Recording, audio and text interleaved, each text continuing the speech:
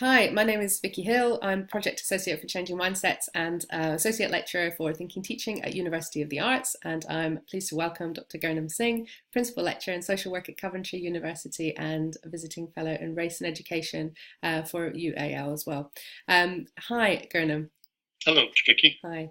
We've been talking about critical pedagogy, and I would really like to ask you to expand on your own research into critical pedagogy and explain a little bit about why you think it's so pertinent in this present moment, particularly in the context of the mass democratization of HE, and also in the piece by Brubbles and Beck that you quote in your article about critical pedagogy, social primary concerns with social injustice and transforming inequitable, undemocratic and oppressive institutions and social relations.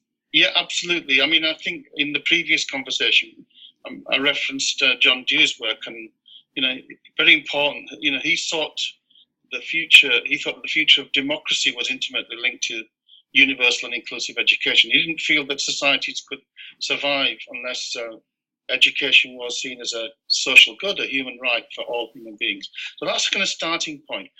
But clearly, the work of people like Marxist theorists, Antonio Gramsci, for example, who in his work talked about that all life is pedagogical. In his prison notebooks, he said that all men, and that's in context, are intellectuals. All men are philosophers. And I think what he's saying is that all human beings, what makes us human is this desire to make sense of our reality. Yeah. And that's what's denied of us in oppressive social relations. And it's through that we can, achieve our full potential. And there's a concept of hegemony, this kind of, as it were, dominance not just of the body or of the economy, but dominance of the mind and the way in which human societies have come to function in that way. So education and critical pedagogy is seen as a kind of mechanism whereby we can begin to challenge those hegemonies, those structures of dominance. And my own work, in a sense, because I was always interested in social justice anyway, then critical pedagogy seemed to be natural space in which to expand and to develop that work. And of course, the work of Paulo Freire is central to this, the Brazilian educational philosopher.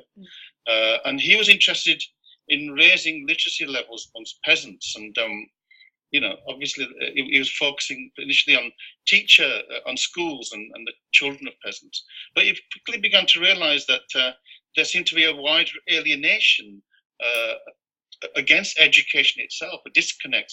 And so he began to work with the parents of children, really. And that's where his whole notion of and his famous book, The Pedagogy of the Oppressed, really comes through.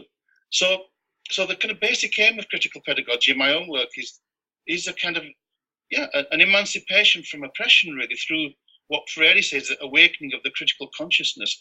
And what Freire says is that what oppression does, it turns everybody into an object. We all become objectified, and really the challenge of education is for us to claim our own subjectivity, our own sense of being.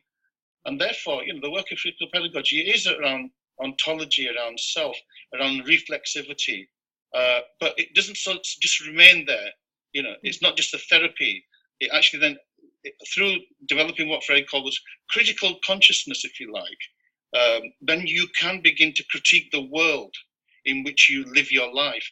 And that's been really central to my own work, kind of how we can engage critically with learners so that they can not only transform themselves, but then transform the world around them in their own kind of way. Great. Thank you, Gurnam.